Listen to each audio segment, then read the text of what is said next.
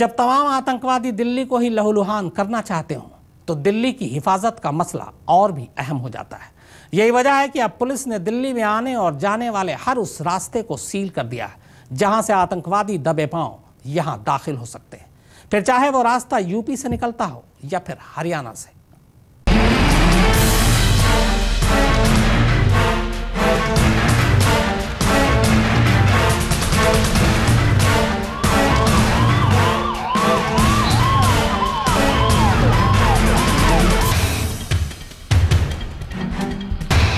ये है राजधानी दिल्ली की हिफाजत का इंतजाम। गणतंत्र दिवस की तैयारी में लगी देश की राजधानी आने वाले अगले 72 घंटों तक यूं ही संगीनों के साए में रहेगी। दिल्ली का हर बॉर्डर, हर सड़क, हर चौराहे पर चौकस निगाहों का पहरा है।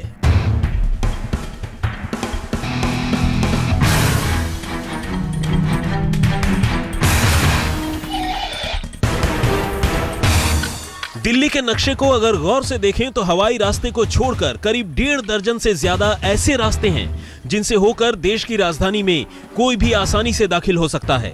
लेकिन अगले 3 दिनों तक कोई भी इन रास्तों से होकर अगर गुजरता है तो उसे दिल्ली की हिफाजत में तैनात इन मुस्तैद सिपाहियों की नजरों से होकर ही गुजरना पड़ेगा। और सबसे बड़ी बात यह है कि बॉर्डर सील होने पर जो है दिल्ली में किसी भी बाहरी स्टेट के वाहन की एंट्री 24 घंटे के लिए नहीं होगी। दिल्ली आतंकवादियों के निशाने पर है और ऐसे में जब नोएडा से ही 2 दिन पहले आईटीबीपी के जो आईजी है उनकी सफारी चोरी हो गई। आईएसआईएस के तमाम आतंकवादी पकड़े गए। इसको लेकर सुरक्षा चाक चौबंद है। न केवल दिल्ली पुलिस बल्कि बीएसएफ के जवान भी यहाँ तैनात हैं। पठानकोट और उसके बाद पाकिस्तान के बाचा यूनिवर्सिटी में हुए हमले को देखते हुए गणतंत्र दिवस समारोह की खातिर दिल्ली को पूरी तरह से किले में तब्दील कर दिया गया है। यानी पहरे में लगी चौकस निगाहों से बचकर किसी भी परिंदे का दिल्ली पहुंचना करीब करीब नामुमकिन है।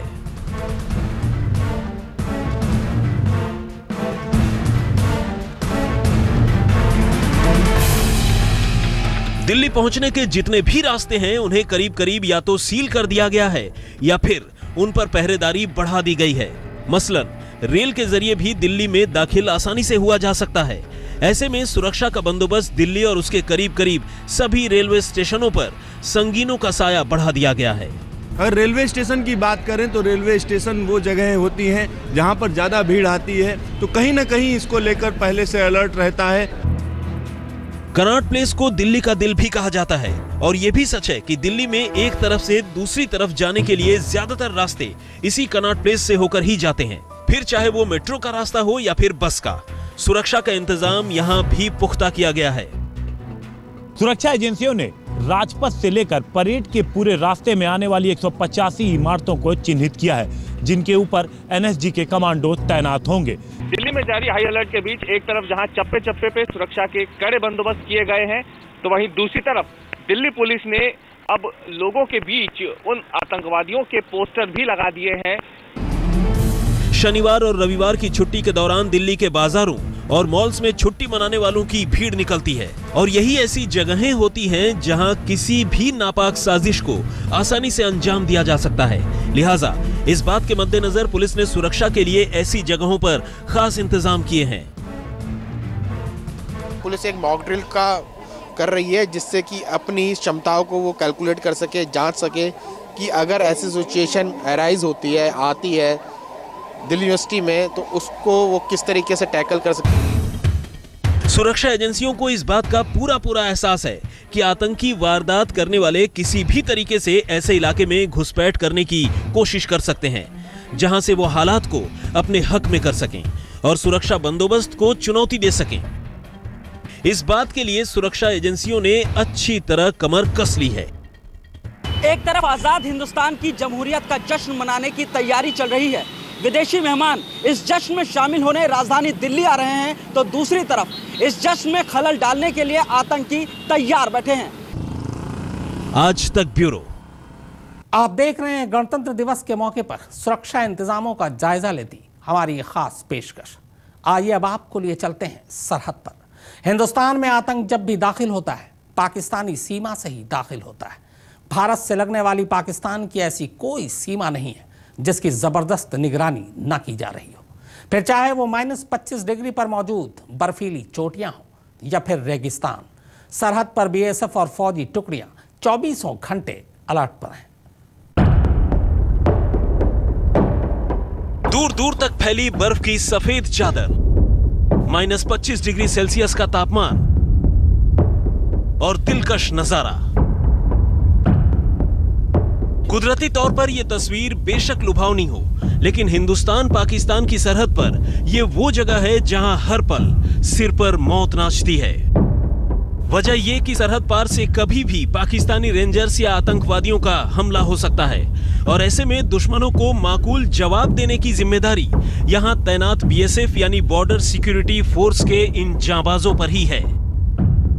दूर दूर तक फैली रेत और कंटीले तारों का ये बाढ़ और इस मुश्किल हालात में 24 घंटे सरहद की निगरानी करते ये रणबांकुरे। देश के अलग अलग हिस्सों की ये तस्वीरें गवाह हैं कि देश के सरहदी इलाकों में आतंकवादी हमले और 26 जनवरी के मद्देनजर सुरक्षा इंतजाम कैसे हैं। फिर चाहे वो सरहद जम्मू कश्मीर का हो, पंजाब, राजस्थान का या फिर गुजरात का। पाकिस्तान से लगते हर सीमाई इलाके में इस बार बीएसएफ ने अपनी सुरक्षा पहले के मुकाबले और भी कड़ी कर दी है। जम्मू कश्मीर में लाइन ऑफ कंट्रोल से आई ये ताजी तस्वीरें अपने आप में पूरी कहानी बयान करती हैं। जम्मू कश्मीर में नियंत्रण रेखा पर जो पहाड़ियां हैं अधिकतर बर्फ से ढकी रहती हैं और इन पहाड़ियों को इस मौसम में पार करना सबसे बड़ी चुनौती सेना के जवानों के लिए होता है। लेकिन आप देख सकते हैं मेरे पीछे ये जवान जो है एक पहाड़ी से दूसरे पहाड़ी तक आ रहे हैं और बर्फ का की जो सतह है 5 से 15 फुट है, कई जगहों पर 15 फुट है, कई जगहों पर 5 फुट है, लेकिन रस्सियों के सहारे ये एक जगह से या एक पहाड़ी से दूसरी पहाड़ी तक पहुंच जाते हैं।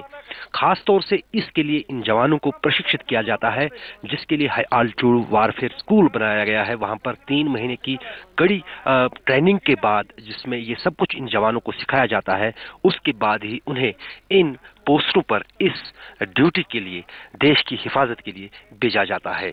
अगर बात करें तो पिछले कई सालों के दौरान काफी सुधार और काफी जो है कहीं ना कहीं सुरक्षा को लेकर लाइन ऑफ कंट्रोल की काफी आगे सेना पहुंची है और अब वो किसी भी चुनौती का मुकाबला करने के लिए यहाँ पर तैयार है।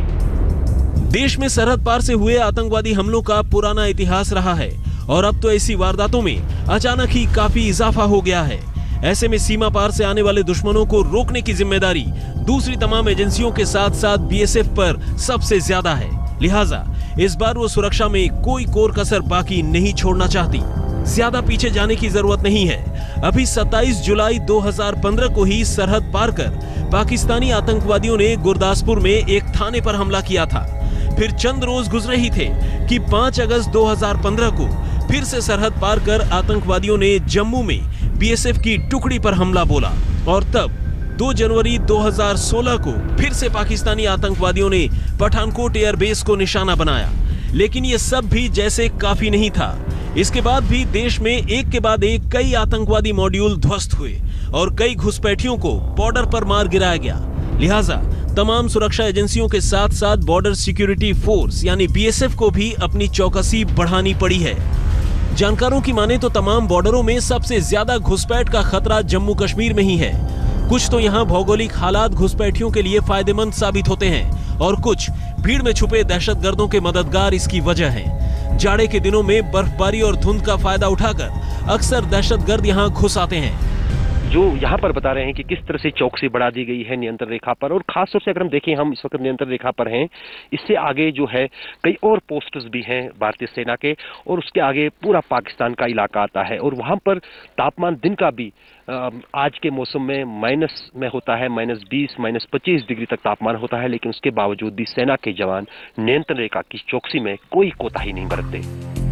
जबकि कई जगहों पर ये आतंकवादी नदी नालों को भी अपने रास्ते के तौर पर इस्तेमाल करते हैं। लिहाजा बीएसएफ यहाँ सबसे ज्यादा चौकस है। पठानकोट में हुए हमले को देखते हुए अब पंजाब बॉर्डर भी पहले के मुकाबले ज्यादा संवेदनशील है। ऊपर से राजस्थान और गुजरात में तस्करों की आवाजाही का रिकॉर्ड रहा है। उधर देश के पूर्वी हिस्से में बांग्लादेश से भी आतंकवादियों की घुसपैठ होती है। लिहाजा पश्चिम बंगाल और असम जैसे राज्यों में भी बीएसएफ और दूसरी एजेंसियां अलर्ट पर हैं। जम्मू से अश्विनी कुमार के साथ अशरफ वानी, श्रीनगर, आज तक। टेरर अलर्ट का यह खतरा कितना बड़ा है और खुफिया एजेंसियां कितनी अलर्ट हैं, इसका अंदाजा तो आपको हो गया होगा। वैसे ये पहला मौका है जब गणतंत्र दिवस के मौके पर बेलगाम बगदादी का आईएसआईएस हमारे सामने खतरा बनकर खड़ा हुआ है। अब तक जो 18 संदिग्ध आतंकवादी पकड़े गए हैं, उनमें से ज्यादातर आईएसआईएस से ही प्रभावित हैं।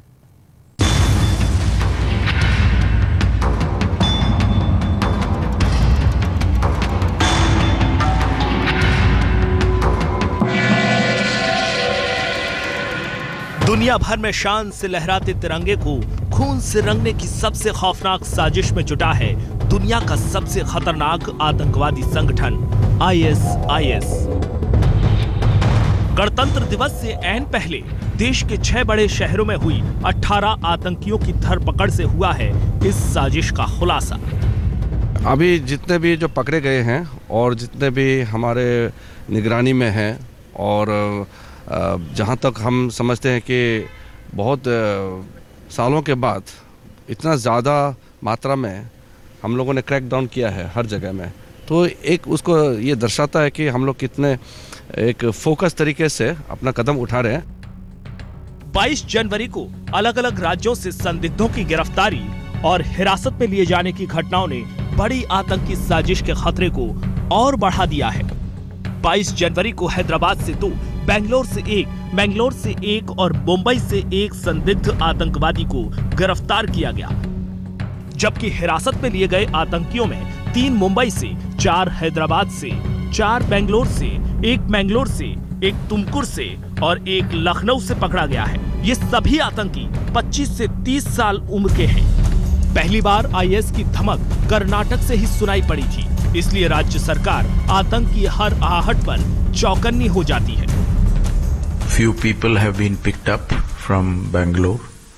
They have been monitoring these people who are involved in planning and whatever they are doing. This is something which we are also worried about. We are also keeping a vigil.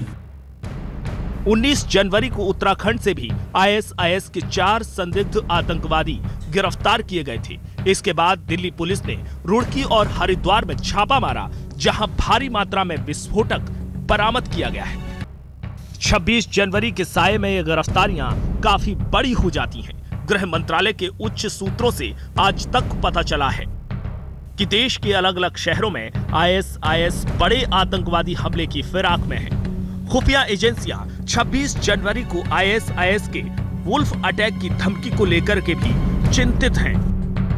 Haridwar से मैंगलोर और हैदराबाद से मुंबई तक IS की साजिश के तार मिले तो सामने आया इस आतंकी कड़ी का अहम किरदार यूसुफ के जरिए दूसरा चेहरा सामने आया, जिसका नाम है शफी अरमार।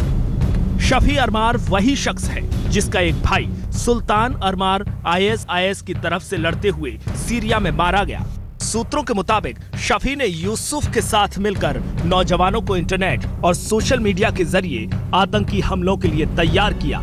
इसी कड़ी में शुक्रवार को मुंबई से मुश्ताक शेख, बेंगलोर से मोहम्मद अफजल, मैंगलोर से नजरुल हुदा और हैदराबाद से मोहम्मद नफीस खान और मोहम्मद शरीफ मोइनुद्दीन खान की गिरफ्तारी हुई। ठाणे में पकड़े गए मुश्ताक शेख को हिंदुस्तान में आईएसआईएस आतंकवादियों का मास्टरमाइंड माना जा रहा है।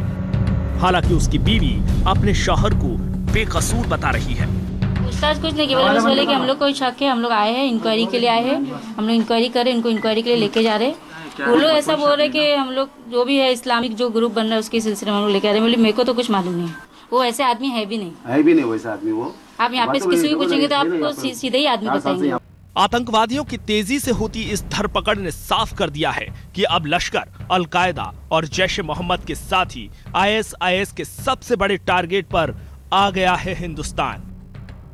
इस बार गणतंत्र दिवस के खास मेहमान फ्रांसीसी राष्ट्रपति ओलांद के होने से भी ISIS बौखलाया हुआ है, क्योंकि फ्रांस ने बगदादी और उसके दहशतगर्दों के खिलाफ छेड़ रखी है बड़ी और सीधी जंग। अपने खात्मे के खौफ से तिल मिलाया बगदादी अब बदला लेने के लिए हिंदुस्तान के खिलाफ रच रहा है साजिश। बेंगलोर से रोहिणी स्वामी और मुंबई से आरिस चंद्रा के साथ चिराग गोठी और जितेंद्र बहादुर सिंह, दिल्ली आज तक।